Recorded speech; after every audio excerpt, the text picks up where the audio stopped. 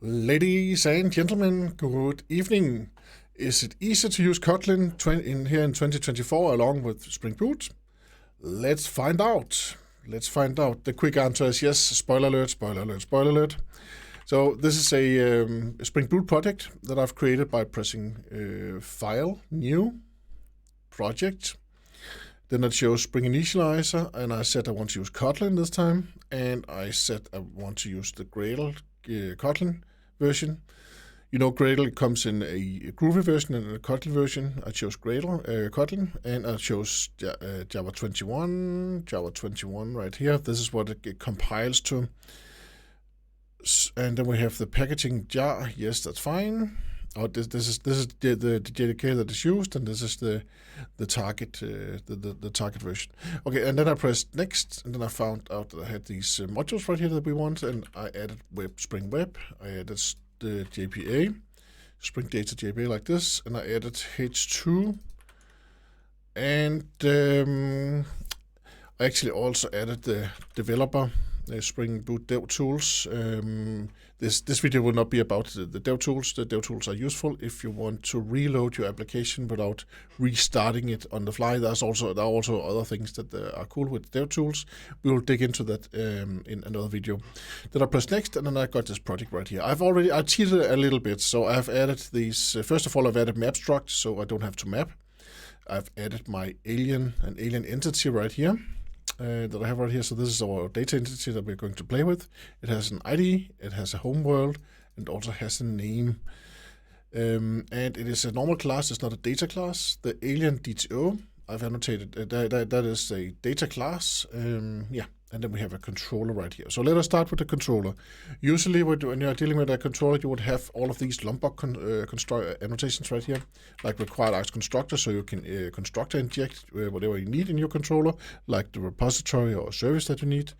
We don't need to do that with Kotlin because we just place the whatever member variable we want right here. This is our default constructor. And then it will be injected into this controller right here. So we say the request mapping should just be alien, like this. And then we just create a method or a function. It's called a function when it's Kotlin. So we just write fun. We define our aliens right here. And then we will want to return a mutable list of alien entities right here.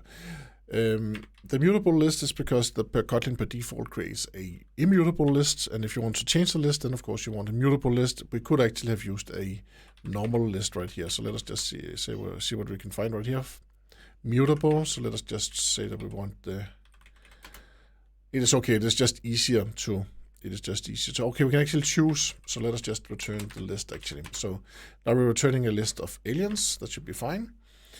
And we want to annotate this with a get mapping. So we want to return all of our aliens right here. So the paths are constructed by using the request mapping in the top of the on top of the class, and then it will add this whatever we write on the get mapping on top of this function right here. Of course, you can also use the other HTTP method by using either the request mapping annotation or using the put, post, delete. Yeah, all of those mappings. You have all of those those annotations right there. You have put, post, and get, and you also have the delete mapping. So those are the most used HTTP methods. You can also use request mapping right there. Request methods. Sorry, request HTTP requests. Actually, it's just, let us just keep it to the get mapping right here. So it should be, is it request mapping? Maybe it is actually request mapping. And then we can say that if we don't give a HTTP type, then it will actually be all of the types. Then it doesn't matter whether it would be put, post, delete or whatever. Actually, let us try this just for fun. So now we have a request mapping right here where the default is set to, that is the path that we have right here. And is it name or is it path? Or where is it? It's path right there. That's the path. And then we have the methods right here. And here we can set the request method right here instead. So we will set write get. So method array request method. So this is a request method, an array of that. That means request method dot get, and of course we can add as many as we want to right here. Request method get.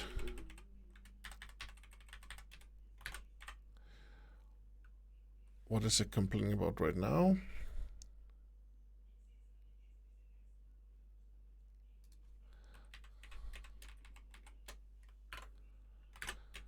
Like this, now it's an array. And what is the problem with this / right here? Path mismatch required array string.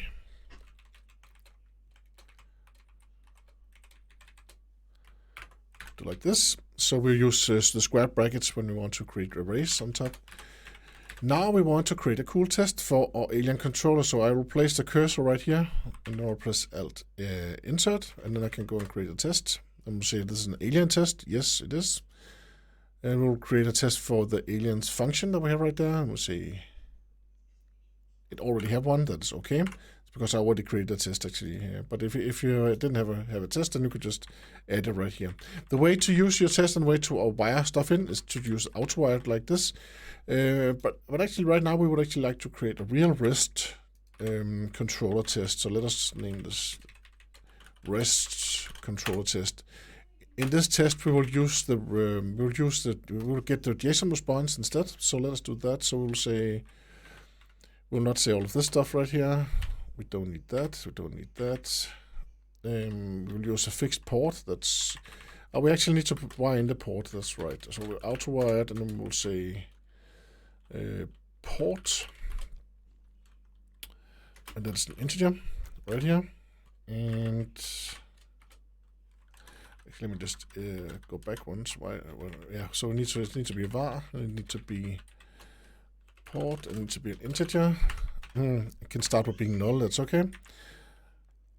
And then we auto-wire that one in, and we need to say that that is the port, the server port. This is the port, local server port, that is. We don't need to use auto-wire then.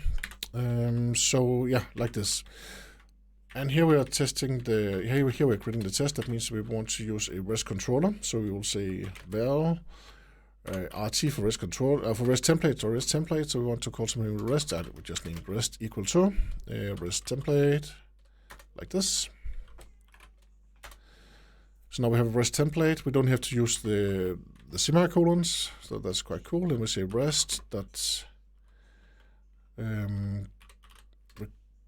get for, we can also say exchange, but we can also say get for object. Get for object, we just want a string. Let's just return a string to begin with, and then we say that we want this endpoint right here. That is, it means that we will use HTTP, and then we say localhost colon, and then we say port. And then we add again. We could also have used the cool Kotlin string actually. We should do that instead, but let's just finish this right now. Alien like this. So this is the get for object, and then we should introduce it. We should set that this is the JSON result that we get from that. That is the JSON result. Let us print out just for fun. And of course, we also create assertions. It is no test without any assertions. You have to assert that the JSON result is not blank, like this. You can also say, yeah, that's fine. That's fine for now. So let us run this. Control-Shift-F10. And of course, we could set this port to be random, because then let's say that we have a running application or port 8080 is already used, then our test would then use a random port. So first our Kotlin Spring Boot application will start up. It will feed it with some data, because we have this default data. We have this default data component right here where we are adding some aliens right here. Michael, of course, I'm probably related to Superman, which is Kal-El, and we have Yoda, and we have a Mickey Mouse right here from the Dog Planet. Yeah, of course, it's just some rubbish data, as you probably can see. But if you need to add some data, then you can use add post construct. You can also use the Spring Boot event listener system. So you wait until the application is up and running, and then you add all of your default data to your application. This way, your data will actually be ready before the application starts, because as soon as this component right here is created, the alien default data, then the next thing is that then it would actually create this data right here. So that means that before the application is done to create its context, you will actually, of course, it needs to have created the repository context and also but whatever dependencies are to this method or to this function right here needs to be created. But then your default data is created afterwards. So what happened? What happened to our run? I'm not sure what actually happened, so let's press Control Shift F10 once again. There was some errors right here, so it said injection or auto-wired dependencies failed. Okay. So we could not wire this one in. Auto-wired. Why could it not do that? What was the problem?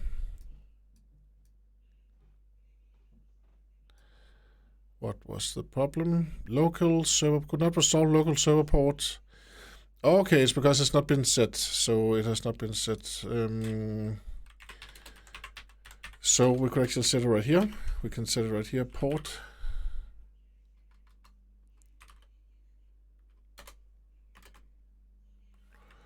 Random port right here. Let us try to run again.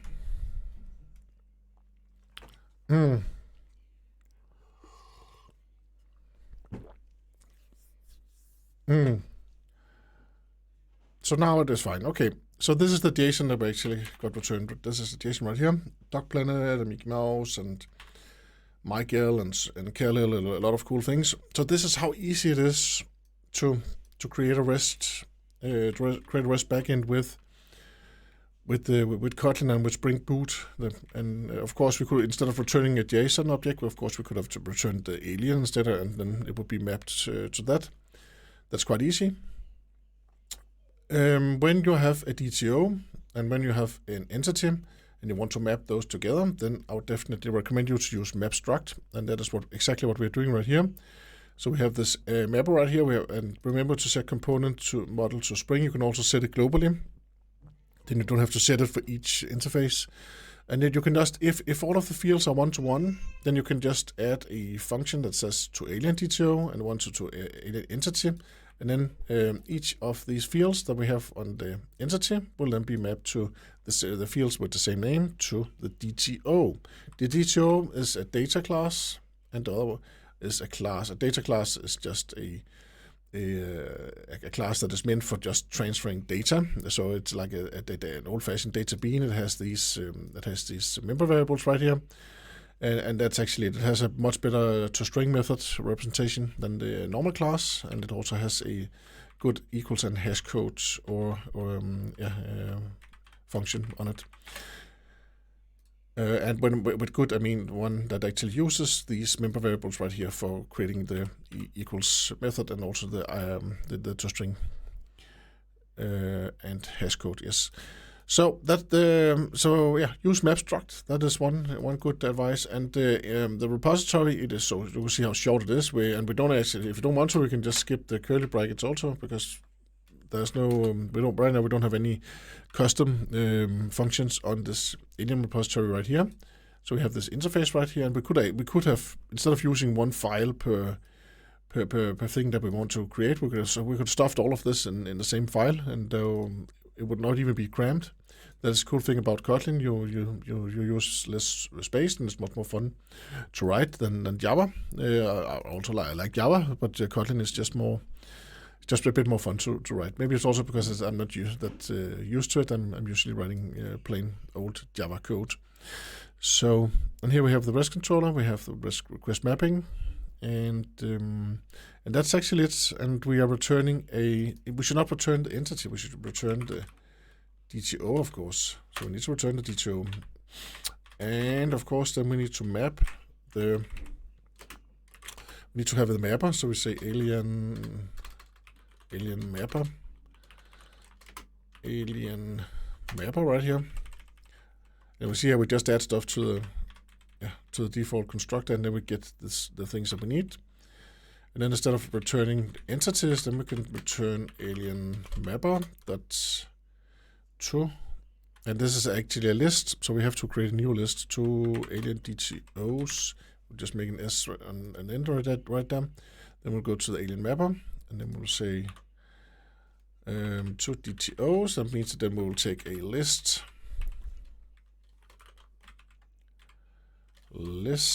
of aliens entities, and then those will then be converted into a list of alien DTOs. It's quite easy. It's so easy with MapStruct, so you should definitely use it if you're not using it already.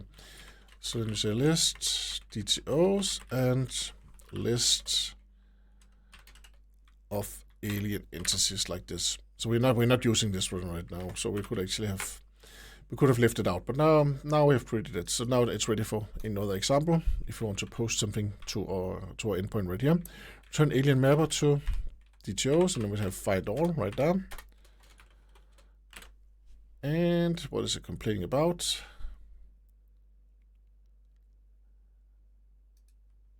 It's actually happy now, and we don't have to have the semicolon. Okay, so that's it. That is really, really cool. Let us try again to run our application. So we run our test once again, just to see that everything works as expected. The JSON should be the same. That is JSON still, that will convert the JSON for us. And since the DTO and the entity, they look a lot alike, so the JSON generated from them would actually be the same in this situation right here. So this is how easy it is actually to have a REST backend with Spring Boot in 2024. It's really, really cool, and it's very easy. And you get all of you can see here the magic behind Kotlin is that it of course it compiles it into Java. So it compiles it into Java classes right here, and in this situation right here, it's actually compiled to Java 21 because we chose to. If I go to my build Gradle KTS file, then you can see the JVM target right there is 21. And of course, if you want to have we want to be compliant with lower runtime environments, then of course you would just to lower versions of your virtual machines, then you can just lower this version right here, of course. But 21 is now the LTS, so long-term supported. Yeah, so this is actually it. Anyway, it's quite easy to add MapStruct. So you just have to add 2 lines. You have to add these 2 lines right here: implementation and Kapt. Kapt is a notation processor for Kotlin. So that is actually whenever you're compiling and whenever you save your file, then you compile your Kotlin class. Then the annotation processor will then take that annotation that you have on top of your mapper, and then it will use that to generate the mapper impl class. You saw here we got a mapper implementation class right here. So that is the implementation. The cool thing about MapStruct is it's also very easy to debug. You can place debug points inside your generated code, and then you can find out why it does not map a certain field if you want to. That is quite awesome.